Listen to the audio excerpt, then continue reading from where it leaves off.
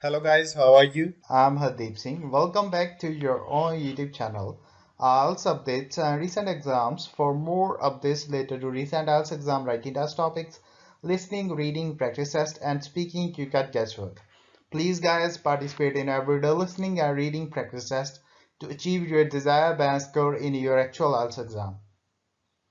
Please hit the like and subscribe button. Press the bell icon for the upcoming notifications. Don't forget like, subscribe and share my YouTube channel and my Facebook page, IELTS updates and recent exams. Part 1. You'll hear a telephone conversation. Now you have some time to look at questions 1 to 6.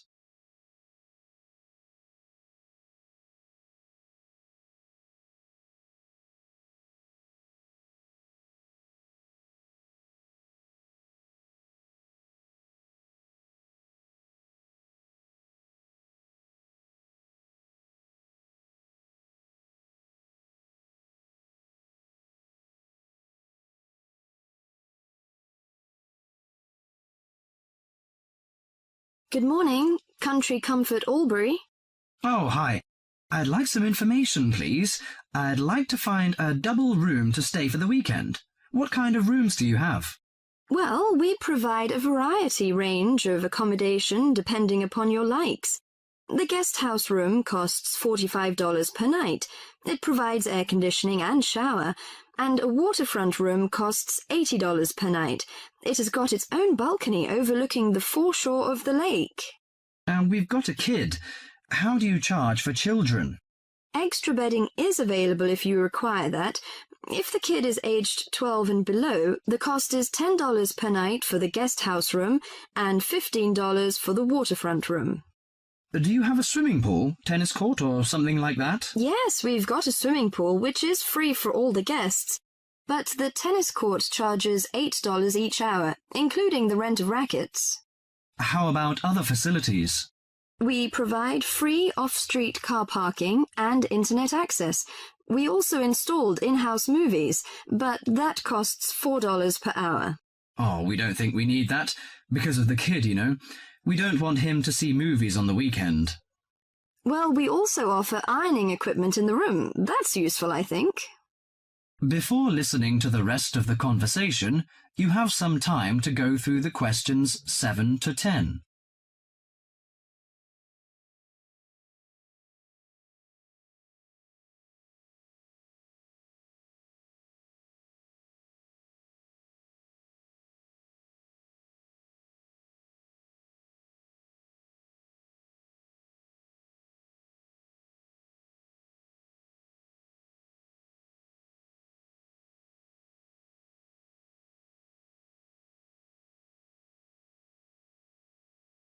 Great.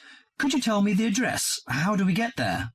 Yes, it's Country Comfort Albury, Albury, at 648 Dean Street, New South Wales. 648 Dean Street, Dean, is that right? Yes. Well, I wonder what activities are available there in this season. You know, we want to have an indulgent weekend in the boring winter. Oh, you'll not get bored here. You know, Albury is the perfect base for alpine skiing. Besides that, winter's frosty alpine air encourages walks through mist-laden valleys. You can walk alongside rushing streams and waterfalls. After returning to the warm and comfortable lounge, you can sit by the open fire. I think this is the ideal time of year to nourish your body at the Salus Spa. The idea of skiing doesn't appeal to me very much, but it sounds good to have a relaxing walk through the valleys. Maybe after that, I'll have a massage and some soaking in the spa. And you know, this hotel is perfectly located in a quiet position off the main highway in central Albury. It's within walking distance of licensed clubs, restaurants, shops, and the central business district. It's known for its excellent cuisine and warm Australian hospitality. Good. It's a good idea to taste the tasty dishes in one of the restaurants. My wife may be interested in shopping. She's always keen on that. I think I'll contact you later. Thank you very much. That is the end of part 1. You now have half a minute to check your answers.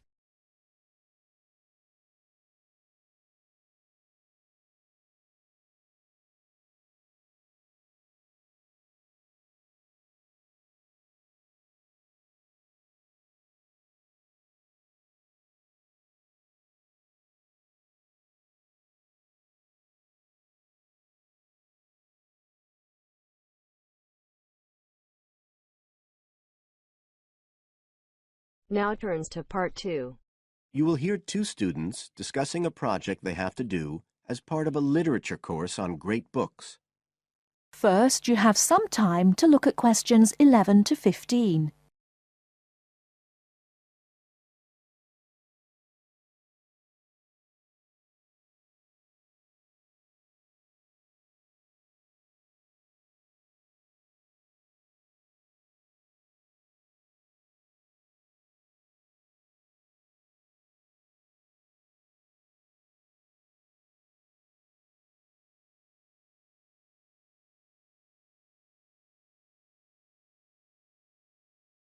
Hi, Joey. How are you doing?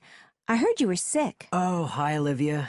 Yeah, I had a virus last week, and I missed a whole pile of lectures, like the first one on the great books in literature, where Dr. Castle gave us all the information about the semester project.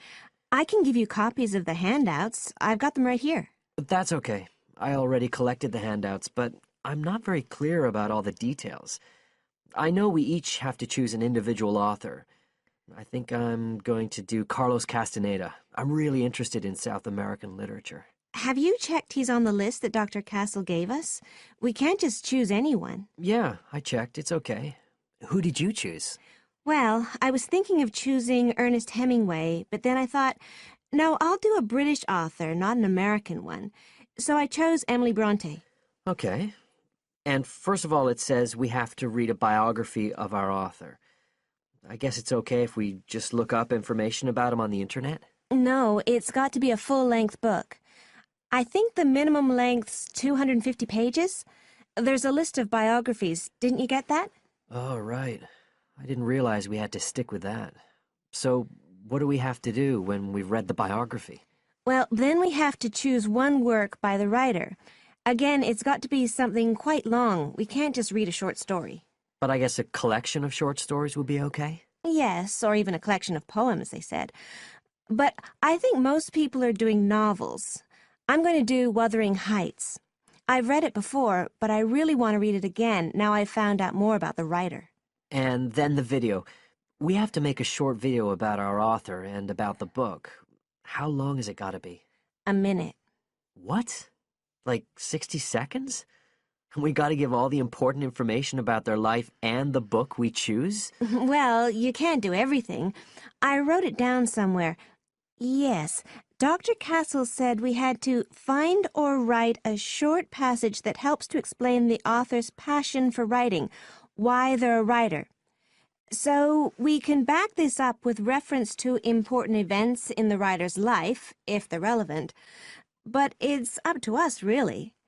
The video's meant to portray the essence of the writer's life and the piece of writing we choose. So when we read the biography, we have to think about what kind of person our writer is. Yes, and the historical context and so on. So for my writer, Emily Bronte, the biography gave a really strong impression of the place where she lived and the countryside around. Right. I'm beginning to get the idea. Before you hear the rest of the talk, you have some time to look at questions 16 to 20.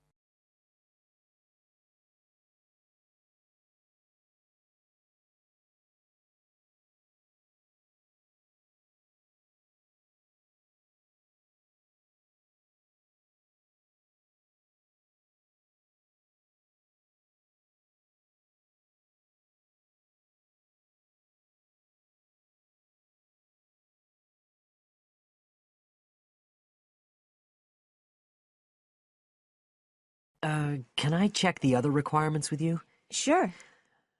The handout said after we'd read the biography, we had to read the work we'd chosen by our author and choose a passage that's typical in some way, that typifies the author's interests and style. Yes, but at the same time, it has to relate to the biographical extract you choose. There's got to be some sort of theme linking them. Okay, I'm with you. And then you have to think about the video. So are we meant to dramatize the scene we choose? I guess we could, but there's not a lot of time for that. I think it's more how we can use things like sound effects to create the atmosphere, the feeling we want. And presumably visuals as well? Yeah, of course. I mean, I suppose that's the whole point of making a video. But whatever we use has to be historically in keeping with the author. We can use things like digital image processing to do it all. So we can use any computer software we want. Sure. And it's important that we use a range, not just one software program. That's actually one of the things we're assessed on. Okay. Oh, and something else that's apparently really important is to keep track of the materials we use and to acknowledge them. Including stuff we download off the internet, presumably? Yeah, so our video has to list all the material used with details of the source in a bibliography at the end. Okay. And you were talking about assessment of the project. Did they give us the criteria? I couldn't find anything on the handout. Sure, he gave us them in the lecture. Let's see, you get 25% just for getting all the components done. That's both sets of reading and the video. Then the second part is actually how successful we are at getting the essence of the work. They call that content, and that counts for 50%. Then the last 25% is on the video itself, the artistic and technical side. Great. Well, that sounds a lot of work, but a whole lot better than just handing in a paper. Thanks a lot, Olivia. You're welcome. That is the end of part 2. You now have half a minute to check your answers.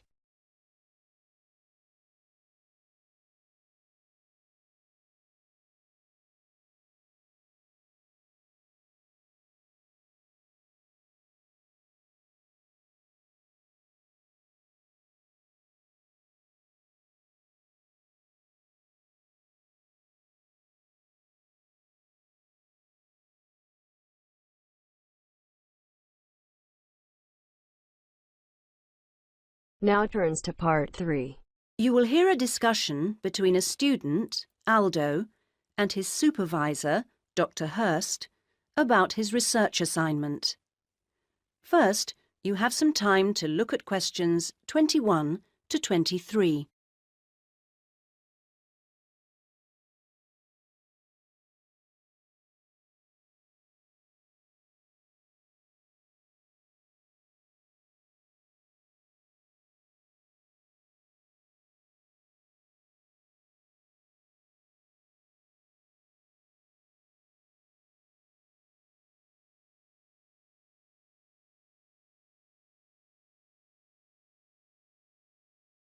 Aldo, how's it going so far with your assignment? Not too bad. You're looking at the community round here. That's right. How people perceive the community they are in. Have you made much progress? I conducted quite a lot of interviews on the street with local residents. Their responses are interesting. I haven't got quite as many yet as I'd like. I had wondered if I'd have language problems, particularly with the different accents. I seem to have managed, though. Having to work in the open has made it harder, and with the cold weather there's been recently, people don't necessarily want to stop and talk like they do if it's nice and sunny. That's something I've had to deal with. Of course, some people are too busy to stop and talk, but that's okay. I see. So, have you formed a good overall picture of how people view the community? To an extent. I've certainly talked to plenty of older people. I guess they may have more time to talk. I still don't really have enough young mothers, though. I've managed to get enough older mothers and children through the schools. That's something I had been worried about. Well, that shouldn't be too hard. Now, how are you going to deal with all the data you've collected? That's the difficult part. I guess I need to run some analyses, but I'm rather unclear about what methods to use. You've told me you're confident about using computers, so you just need some input on choosing programs. You should attend a statistics seminar. They're held every Friday after the methodology seminars in room 105. That should help you to select an approach. Oh, good. I'll do that. Now you have some time to look at questions 24 to 30.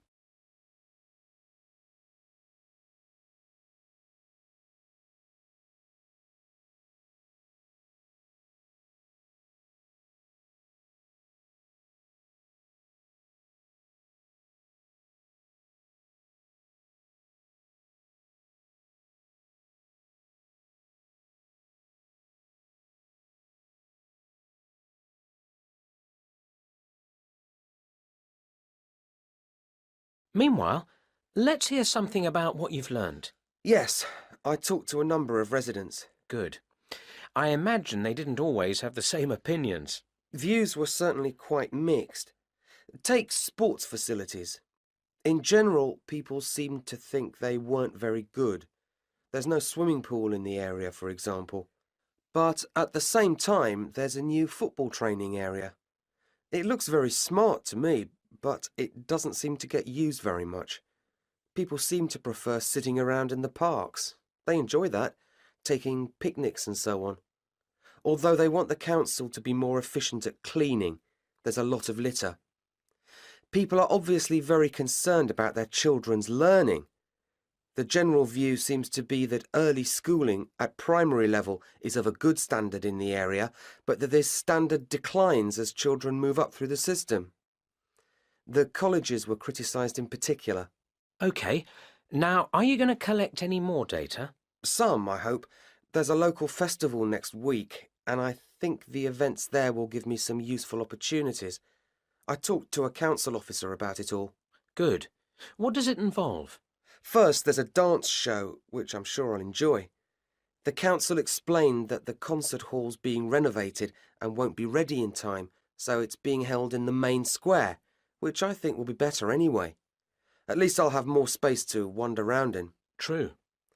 And so I hope to be able to carefully watch the age groups that are there in the audience and make notes about how they interact. So that's one event. Then the following day there's another interesting event which I look forward to going along to, and that's a cookery competition. Oh yes, interesting. I think so.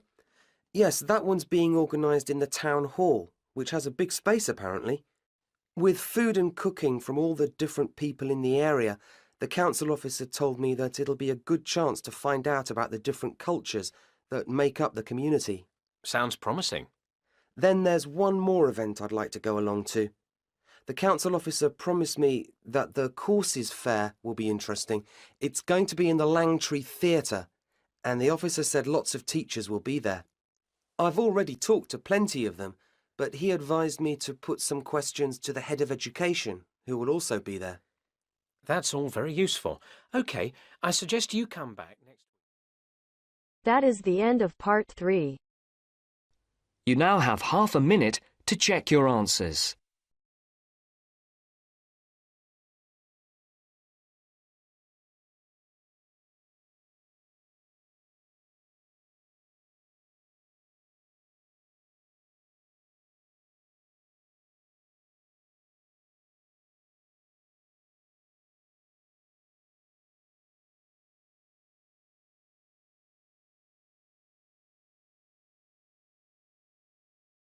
Now turns to part 4. You will hear a historian giving a presentation about techniques to identify the origin of handwritten books from the Middle Ages. First, you have some time to look at questions 31 to 40.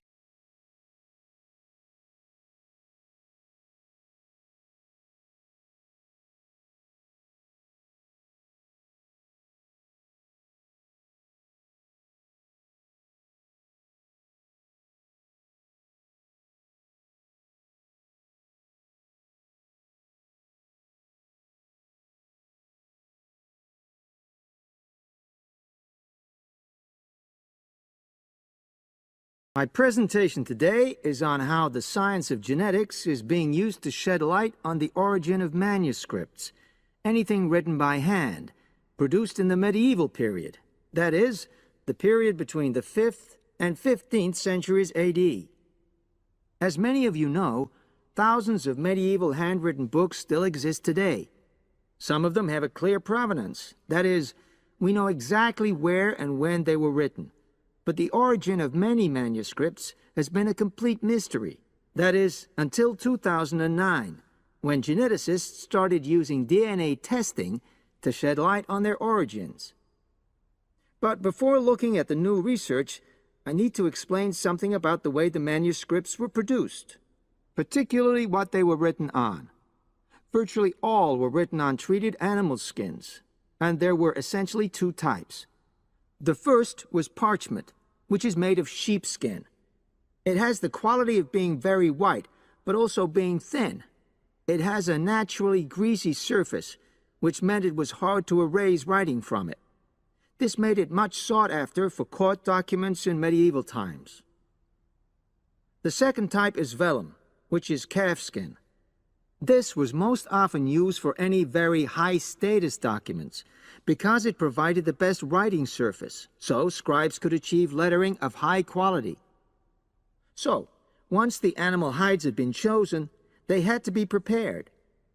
Where the right materials were on hand, the skins were put into large barrels or vats of lime, where they were agitated or stirred frequently.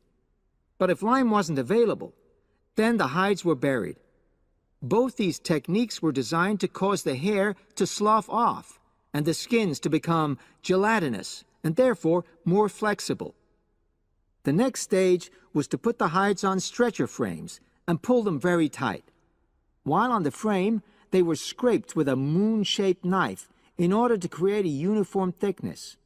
For parchment, that was the end of the process. But for vellum, there was an additional stage, where it was bleached in order to achieve the desired color.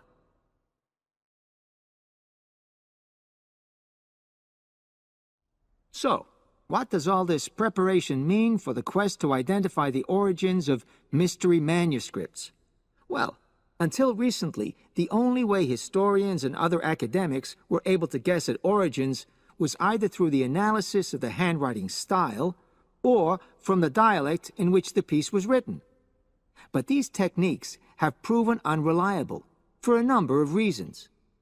It was thus decided to try to look at the problem from a different angle, to start from what is known, that is, the small number of manuscripts whose origins we do already know.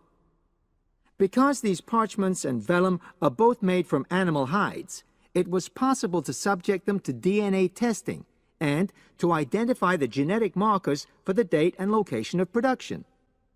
From this was created what is known as a baseline.